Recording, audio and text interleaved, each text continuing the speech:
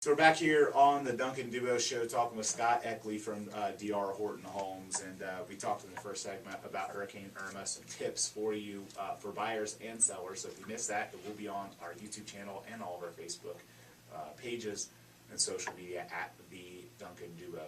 So Scott, DR Horton pretty fortunate through all this.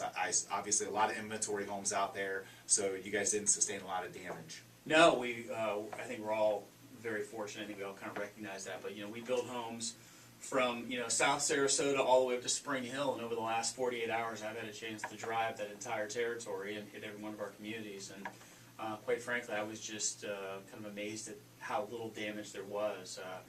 Our homes under production, our inventory homes, everything looks good. You got down tree limbs and things of that nature. Sure. There's general cleanup, and there's a lot of trash everywhere that's going to be picked up. But no, the homes themselves all held up very well.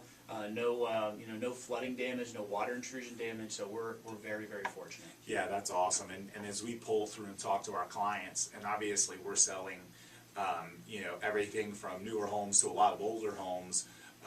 Certainly some of them did have some water intrusion, and some had some roof issues, and we had some people that had some tree limbs fall and things like that. But in the grand scheme of things, the amount of damage we got was a lot less, I think, than what we expected.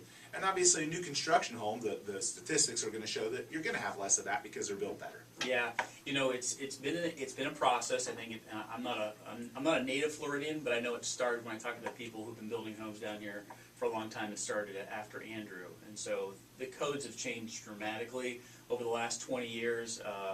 And even in the last 10 to 12 years. So in terms of what's required from a foundation perspective, the walls, the amount of concrete, the amount of rebar, the straps, the tie downs to the roof, the homes we're building today, they are a little bit like they're almost like a steel cage with a house built around them. So, we have to meet all those codes, and so I think that has a lot to do with why when you see the new construction, it's holding up as well as it does. And, it doesn't matter any of our homes. I mean, the codes do change slightly as the closer you get to the water, but all of our homes, no matter whether you're in Plant City, obviously a little more towards the center of the state, you're going to find our homes, they're hurricane-rated windows, not impact glass, but up to 110, and the structures themselves are going to be rated up to 150, category 5 hurricane. And I'll tell you, I think that the window quality is something that's improved, I think, over the last decade as well. There were a lot of things that got put into place about a decade ago after hurricanes, there are people out there obviously that opt for even, higher double pane or obviously hurricane impact windows. But nonetheless, the window quality of a newer home is going to be dramatically better than a home that's 20, 25 years old, even just in the standard windows. So another bonus for the efficiency and safety of new construction. Yeah, and it's, there's codes, there's things you just don't see. I mean, the way that we have to, when you, the way that windows have to meet code today. They call it a buck in the caulking that is used on both the inside and the outside to make sure that window is watertight and is sealed and isn't going anywhere. The homes that were built, even just 10, 15 years ago, they weren't built the way they were built today. So it's like everything in life. I know sometimes you get reminiscent about, things were better in the good old days. In the good old days. Well, they really weren't. When it comes to construction of homes. Yes, yeah. There were some things that were better. Right. There were some things that were better back in the day. Yeah. But that's a whole other story. Right. That's certainly an opinion. Talking about your basketball game right now. Exactly.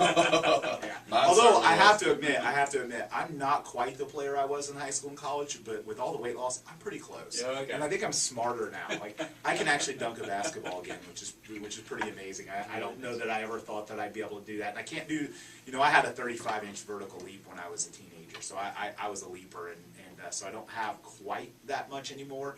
But I still have some games, so I'm still playing with the Tampa Prep and Plant High School kids, the YMCA on a pretty regular basis. So it's keeping me young, but yeah, my game isn't quite the same. So yeah, that's where I'll reminisce.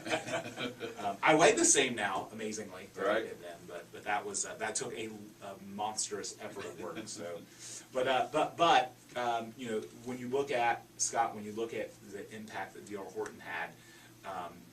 Obviously being little, what anything you guys are going to do differently or that you change in terms of preparation or things like that, or pretty much par for the course? We had a meeting yesterday afternoon, I'll tell you, and as we're taping this here today, this is all had just happened this week.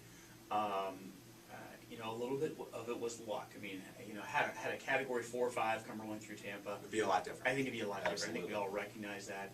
But we did about 72 hours out. We started that whole process. Cleaning up our job sites, making sure there was nothing out in the streets, preparing for the wind that was going to come through, and as we look at it today, our biggest challenge is there's still a few communities we have where there isn't power in the area. Right. And hopefully, Tico said I think they're going to have that all resolved by Sunday at the latest. And so once that happens, today, Yeah, basically tonight, later tonight, I think I Yeah. saw. yeah. So we're just things look good. Our communities are up and running, and for us, basically, tomorrow Monday is business as usual. Awesome. We're going to be back after a quick break here on 970 WFLA.